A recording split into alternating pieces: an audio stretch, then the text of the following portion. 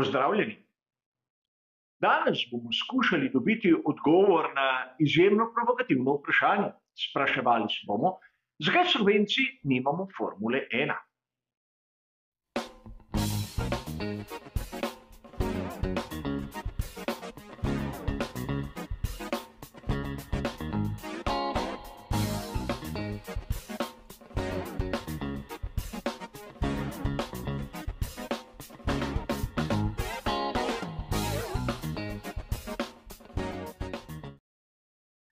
Tudi danes bom, kot že tolikokrat poprej, predstavil samo svoj pogled na to problematiko, prikazal svoje videnje določenih težav. Verjamem, da mnogi izmed vas imate čisto drugačno mnenje in čisto drugačne rešitve. A prav je, da mnenja postavimo na plan, da skušamo nekako skupaj premakniti vsaj malo zadeve na bolje. In če si pogledamo, kaj je tisto najbolj vidno v svetu Formule 1, si moramo priznati, da v naši državi nimamo ne proge, ki bi ustrezala standardom Formule 1, nimamo ekipe, ki bi nas lahko zastopala v svetovnem prvenstvu in konec koncev niti voznika, kateremu bi ob zmagi igrali himno na koncu same dirke. In pogledali si bomo pravzaprav, zakaj je prišlo do te situacije. Mnogokrat slišimo, da majhni v bistvu nimajo takih možnosti kot veliki. Res, v sezoni 2023 imamo 3 velike nagrade v Združenih državah Amerike. A konec koncu v Monaku imajo tradicionalno svojo dirko in oni, če smo pravzaprav iskreni, niso veliki, so pa bogati. Torej, veličina in število ljudi ni tisti glavni dejavnik, zakaj neka država ima veliko nagrado, druge pa ne. A obstoj infrastrukture je bistven. Če nimaš proge, ne moreš imeti dirke. A to ne pomeni, da dajem zaslombo mnogim, imenujemo jih sanjačem, ki praktično vsake toliko pridejo na dan z kakšnimi izjemno smelimi idejami o progi za Formulo 1 v Sloveniji. Namreč, če bi imeli progo, to še ne pomeni, da bomo imeli tudi dirko za veliko nagrado. Poglejmo na primer v Nemčiji, kjer imajo proge, ampak nimajo dirke, po novem v Franciji je zgodba ista in še bi lahko nadaljevali. Koliko struktur imajo na primer v Italiji, v Veliki Britaniji, in kako malo dirk. Res, proga v svoje ni tisti glavni dejavnik, še posebej v tem času, ko so postale aktualne tudi ulične dirke. Torej, bistvo je nekaj drugega, ne tista gola infrastruktura, ki pravzaprav lahko pomeni tudi interese zelo ozke skupine ljudi. Namreč konec koncev se moramo sprijazniti z dejstvom, da zanesenjakov nad Formulo 1 je v resnici izjemno malo. Po večini gre za ljudi, ki se nekako predstavljajo kot ljubitelji, a imajo v ozadju čisto druge interese. Na to lahko pridemo do ekipe, kjer bomo zopet na izjemno spolzkem terenu. Kaj pomeni imeti v tem primeru slovensko ekipo Formule 1. Namreč mnoge ekipe, ki so na primer bazirane v Veliki Britaniji, imajo licence drugih držav in lep primer Red Bull ter tovarniška ekipa Mercedes. Namreč v teh ekipah je izjemno malo Avstrijcev in Nemcev. Gre le za neke vrste vpisnino. In tu bi rad malce dreznil v nek mit, ki se od časa do časa pojavlja med navdušenci Formule 1. Ekipa Valterja Wolfa nikoli ni bila slovenska. Imela je kanadsko licenco, njen sedež je bil v Veliki Britaniji, kajti Valter Wolf je le prevzel, kupil prvo ekipo Franka Williamsa. Torej, tudi tu vidimo, da pravzaprav so neke realne možnosti, da bi lahko, ukolikor bi nekdo investiral ogromno denarja, tudi izvedel tako rošado. A da bi imeli pravo ekipo s sedežem v Sloveniji, je v bistvu skoraj da nemogoče. Zakaj? Ker enostavno primanjkuje pravega kadra. Že ekipa, ki napravi samo šasijo, poleg infrastrukture, rabi približno 200 do 300 ljudi, poleg zunanjih izvajalcev, ki jih pa zaenkrat na tem področju nimamo. Za razliko od onega, kar lahko vidimo naprimer v Veliki Britaniji. In mnogi bodo dejali, saj je v Sloveniji avtomobilska industrija dokaj razvita.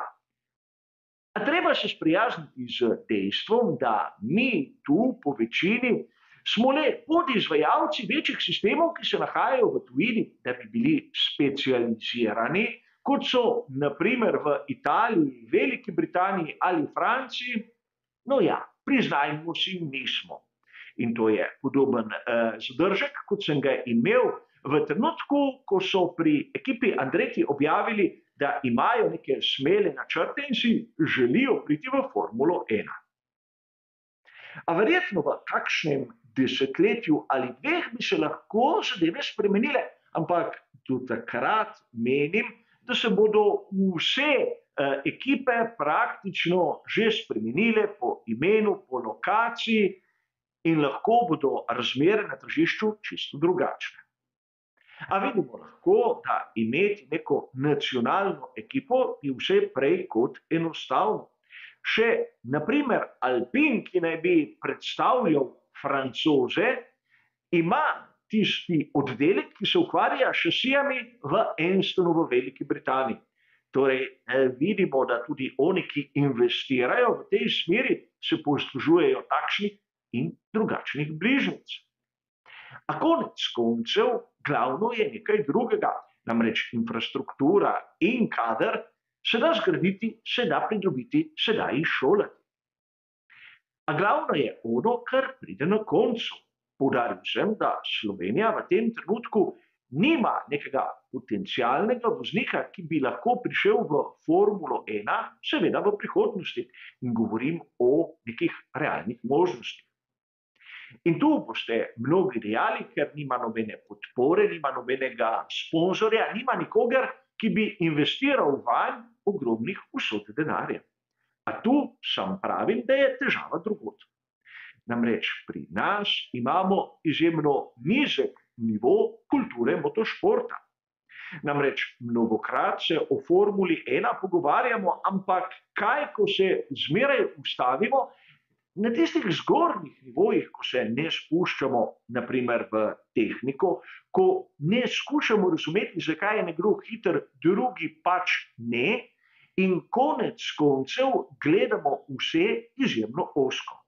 Verjetno ste tudi vi naleteli na določene pogovore, na določene forume, kjer se naprimer blati Lewisa Hamiltona ali Maxa Verstappena zaradi zadev, ki sploh niso v vezi s tistim, kar se dogaja na dirki za veliko nagrado. Namreč bistvo je pri dirkah Formule 1, da zmaga tisti, ki je hitrejši. Sedaj barva kože, nacionalnost, simpatičnost ali antipatičnost sploh niso pomembni.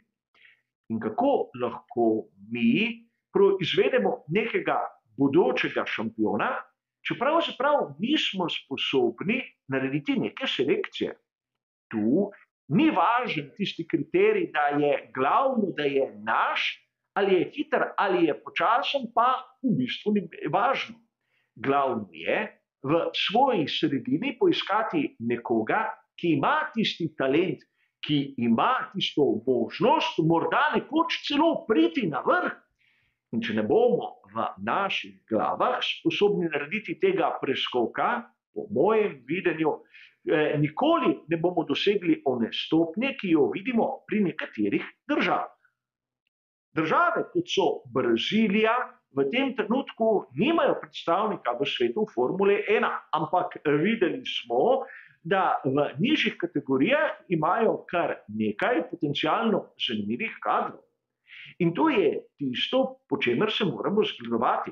Namreč če vzamemo za dano, da je talent nekako enakomerno porazdeljen po celem svetu, je verjetnost, da tudi pri nas se je rodil nekdo, ki bi si morda seveda ob pravi podpori zaslužil priti v Formulo 1, a treba ga je najti. In če ga hočemo iskati, moramo prvo v svoji državi začeti ločevati med onimi, ki imajo, in onimi, ki žal nimajo tistega potrebnega talenta. Na to je seveda potrebno narediti še mnogo drugega. Ampak mi z nizko kulturo motošporta se v bistvu ustavimo na samem začetku. Zato, ker ne znamo iti prek tistega, kar bi lahko danes imenovali tudi nacionalni zanos.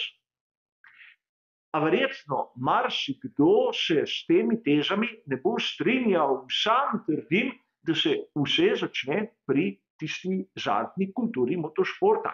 Ukolikor bi tu naredili nek velik korak naprej, bi seveda v bližnji prihodnosti lahko naredili 1, 2 ali pa tudi vse 3 korake, da bi morda Slovenija bila bližje Formuli 1, kot je danes, morda celo v vrhu.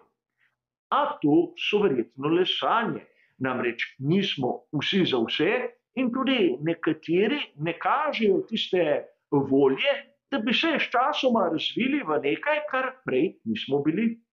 Za danes, kot običajno, bo pa to vse. Hvala za vašo pozornost in nasvidenje.